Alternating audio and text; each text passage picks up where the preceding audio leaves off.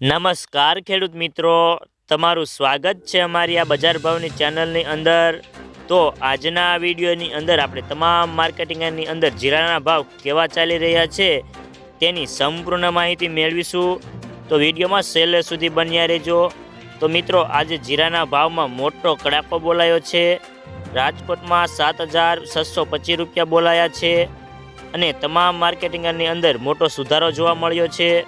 તો ચાલો જાણી લઈએ કે દરેક માર્કેટિંગની અંદર જીરાના ભાવ કેવા ચાલી રહ્યા છે તે જે 20 કિલોગ્રામ દીઠ આપેલ છે।